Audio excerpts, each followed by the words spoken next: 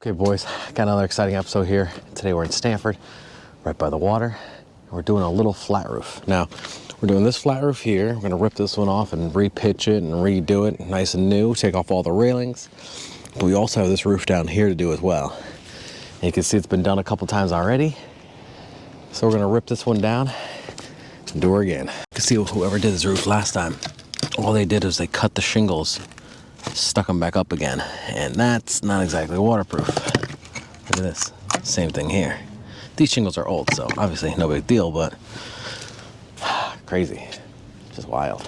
But look at this flashing, and this is some kind of a roll roofing here. Look at the door, same thing. Okay, let's get this pipe railing off. It's half pipe, half wood. Railing's gone. Probably one of the easiest rail demos I've ever done. Nothing was holding anyway, so there's that. And so yeah, now it's time for us to start ripping the roof. We have one layer, which is a built-up roof, okay? Tar and paper, obviously. We have the old, smooth, modified bitumen, okay? We have a granulated bitumen on top of that. And this, whatever this peel and stick, oh no, that was a repair. Okay, so we have the peel and stick membrane on top of that. So this is 2.5 roofs. Pretty much three roofs up here. So it's a good thing we're stripping it off. It's gonna make it a lot lighter, a lot nicer, a lot cleaner, a lot better.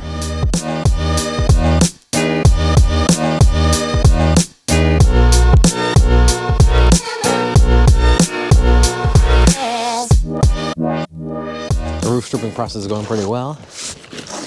Eric's just cutting the top layer, so we're taking it off roof by roof.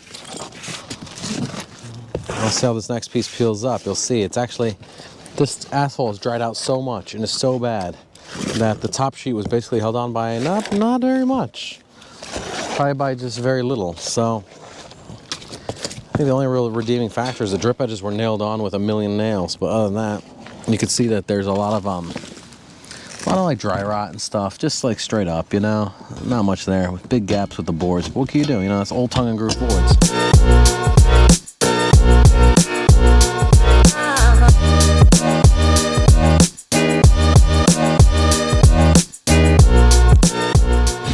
As you can tell, I'm not super stoked about this level of fuckery today. What happened here is that, yeah, the cable guy just drilled a straight hole, and that's been leaking since, whoopsie. I just pulled something out of that wall. That's not good. I think that's for cable box. But you can see the amount of levels of siding. They just cut it, piece to piece in, cut it, and that's how they got this level of interestingness.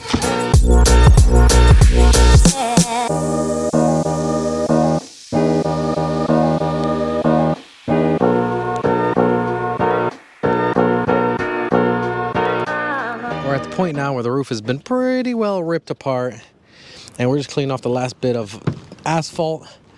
It was 3 different roofs, plus that layer on top. You can just see how many flashings are getting torn out of this area right here. The chimney used to be white, was painted white for a very long time, and I think this must have been an addition, because if you look closely, they use reclaimed wood, which is very odd. No real builders do that. Well, no good builders do that. So if you look here, you can see that there's a keyhole. Right there, see the keyhole? That means that used to be an old door. Now, not just there, but there's quite a few. There's a door, there's a house number, 139, 33, and I found another keyhole. So, where this was had a lot of doors. And that's probably the first time I've ever seen that. That's something. Oh, here's number 50. And there's 510. Maybe there's another number down here. That's probably what it is. Nah, 509. And another keyhole. Curious to know, has anybody ever seen any keyholes left over from doors that have been put into a roof? It's the first time for me. We're at the final stage of the demo, and we found a little rot around here. We know that those boards are really seen better days. There's some rot down here, and we got a little rot there and there. So I've actually struck a line there and I'm going to cut back these old doors, his old boards that are doors. I still think it's so crazy that someone used doors to make a flat roof. But I guess that's how it goes. It's the craziest thing. I swear to God, this is so nuts. And the fact they didn't even take off the hardware, it's just, you know, it's crazy. But we're going to leave that for somebody else.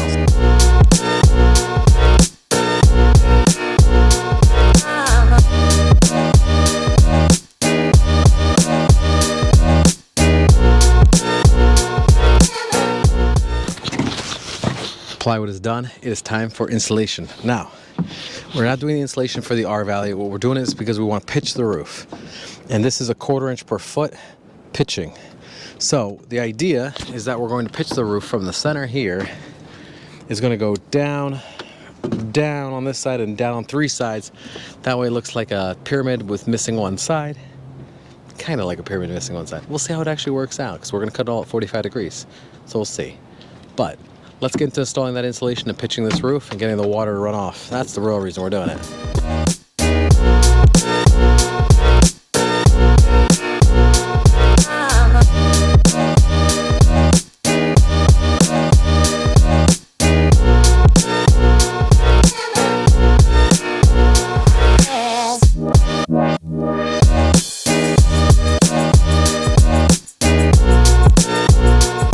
Everything's going pretty good. Tapered insulation is going down pretty easy.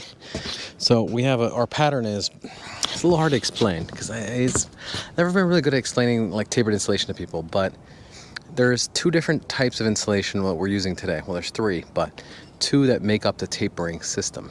Now, the one that we have is tapers from 1/2 to like 1.5 inches. It's called an X.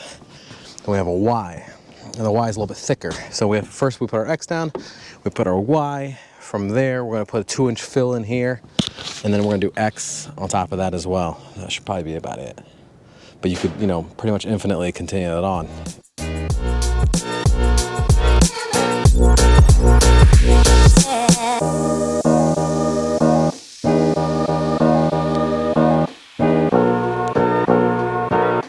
Okay, let's make it quick. Roof has been pitched really well, and it looks amazing, but it's gonna rain tomorrow, so we have to really hurry. Now, we have our TPO here, which is thermal polyolefin, and what we're gonna do is we're gonna pull the sheet, the release liner off, and it's pre-glued, so it'll glue itself down to this insulation, and that's gonna make a roof for about 20 to some years. That's not bad. So we're gonna do this in 3 pieces to make it easy for us. So our first piece is gonna be our biggest 24.5, well actually it's like 25.5 feet right now, and then we're gonna break it up into 2 pieces against the wall. But this roof is pretty small, so we should really be able to get it waterproof before the rain comes tomorrow. We have another ½ hour of light, so we're gonna hurry. So let me cut this short. Let me get it done. All right, boys, let's do it.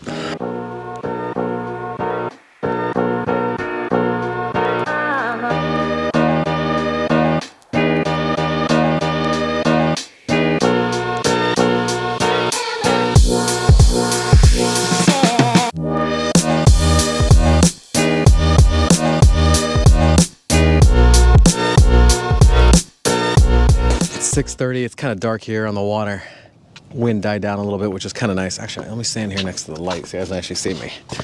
But let's walk around the, ooh, I look like that, crazy hair. Okay, let's walk around the roof real quick and I'll show you guys what we did to keep it temporarily waterproof. Okay, we just took some zip tape.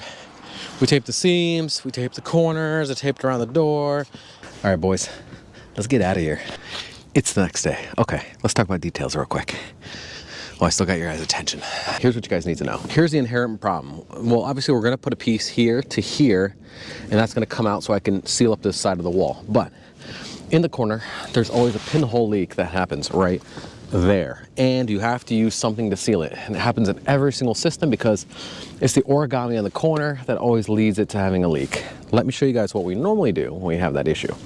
We take a pre-made corner like this, we cut off this little tiny flange at the top, and then this sits, you know, if that was cut, it would sit perfectly there. Now, we could do that, but I did custom order some reinforced TPO corners. Now, these are non-reinforced. You can see that they're white on both sides, and they can stretch when you heat them, and that's for doing detail work. Now, this is a pre-made corner right here, a completely reinforced corner detail. And that can just go boom, just like that at the corner, if it's a perfect corner. Now this doesn't stretch at all, so it won't always look as nice, but it's a better detail because it's stronger. So, not exactly sure what we're gonna do yet, but once I get that other leg on, we'll know.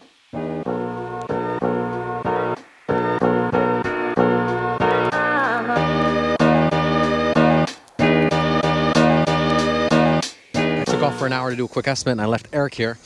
He was nice enough to get all this drip edge done, caulked and in and ready to go, so I think that looks pretty good. We still gotta bring the siding down or something has to happen there.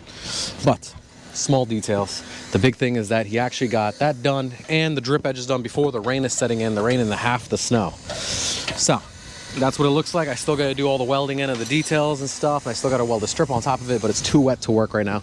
So what we're gonna do is the garbage. And the garbage looks like that, because that's everything we have left over from yesterday, and it gotta go into that dumpster over there. It's the next day and we are back. It is early morning and we're on to this roof now, which is another modified bitumen roof, but we'll see how many layers are on this one. First thing we're gonna do is we're gonna remove all these railings because they are garbage.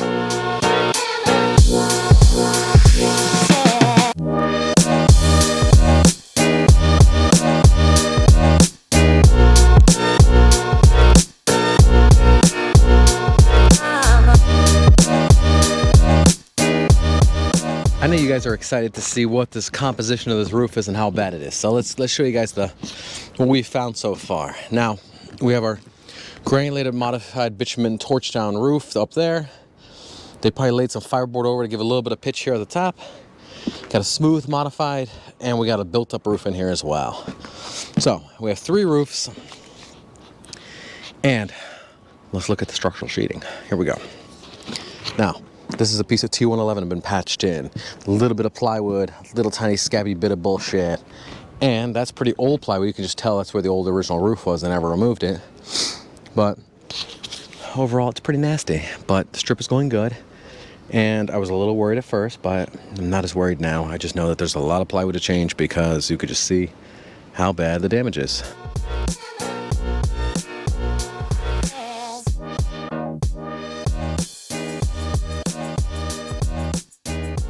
We're almost there. A little bit more to go. This is what it looks like at the moment.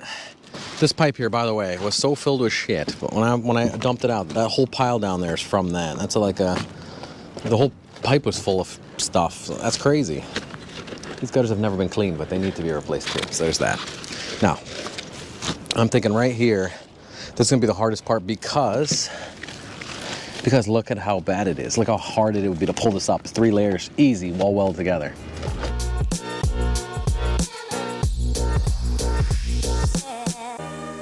Now that everything's clean, we can identify all the rotten areas like over here. We've cut a bit we need to replace on this side. Probably all these end sheets need to be replaced. We have a weird divot here, so we're gonna see what that's all about soon.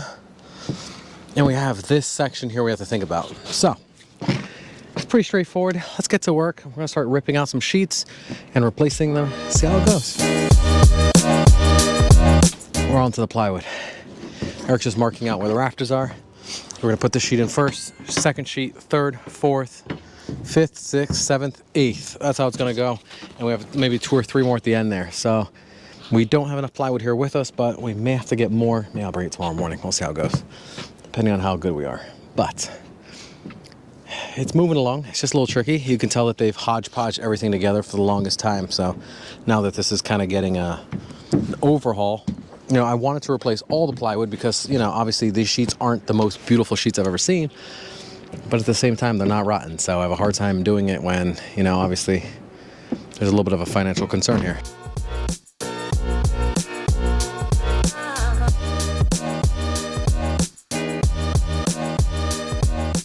Plywood's completely done. Everything's been nailed off. Looks pretty good. And that looks like that's pretty much the worst of it has been taken care of. That's pretty much half the roof got replaced, unfortunately, because it was so bad. But at least it's not like the roof up top that was made of doors. So let's get up there and finish that roof off because we don't want it leaking in the next rainstorm. So this is what it looks like. We've already got our reinforced cover strip ready to go. So we're gonna weld this side, weld the other side, and that's gonna meet the two together where the drip edge is. So this is TPO coated steel, and they bake that in a factory on a big sheet of steel, and they cut it up and bend it into drip edges for me. This is a Leicester, I think it's called the Uniroof, and it's set to, well, it's supposed to get to like 1100 degrees. I'm probably gonna go at like 3 feet a minute, 3.9 feet a minute, it's probably about right. And we're probably gonna do a little test weld here before we start, but that's pretty much the idea. So this heat gun, that's a heating element. It puts out super hot air, and it's self-propelled. So we're just gonna put it in the seam, run the seams. That center seam is gonna get run with a robot, and then we'll do the outside perimeter and the inside. And then this roof is pretty much done. So we're gonna set up the robot. I'll try to do it with one hand. Here we go. So I unclip the robot arm. Oh, it goes in. And it starts traveling. Oops, that was almost an overheated seam. That was close. Okay. You see here how none of us are touching it. It's just running on its own. Yeah, there's not much else to it. I just guide it and that's it. Eric's just making sure the seam is rolled down there, because what can happen sometimes if you go over a bump, it doesn't sit properly. And so you get a little void, and we just don't want that. So to be perfect, we roll behind the robot, even though we really don't need to. Today's the day we finish this roof. First thing we're gonna do is cut insulation. And from there, we're gonna install it. Pretty straightforward, no big deal. Let's get to it. And that's it, everything's been welded. So our strip is in, looks nice and tight. Got a nice T-joint patch over there. Got one there, that's tight. Everything looks pretty good. I think we're ready for the rain. Okay, let's get out of here, it's getting late. Tomorrow, we're gonna do this roof down here. That's what it looks like right now. Let's get out of here. First thing we're gonna do is we're gonna start cutting a piece of ISO so I can make the corners, because that's the hardest part. Getting that angle, that 45-degree angle into the building, because obviously we're pitching down, down, and down again on this side. And that's gonna let the water flow off nicely into the gutters.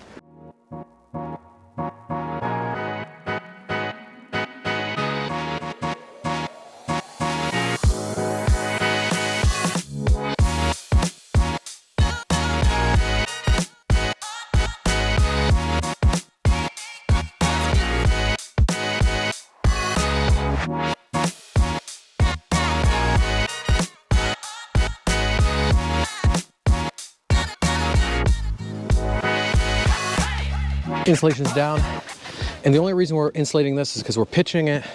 So the insulation is actually just a byproduct of us pitching the roof, but it looks pretty good.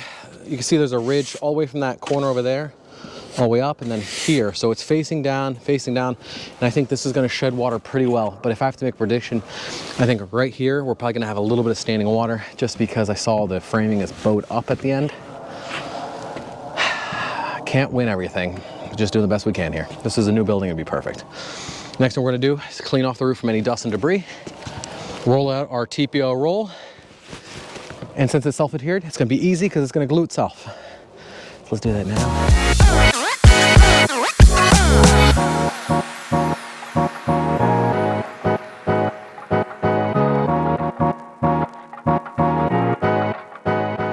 Okay, it started snowing, so we gotta hurry here. It's always a rush for time here, but I mechanically fastened all the back sheet here.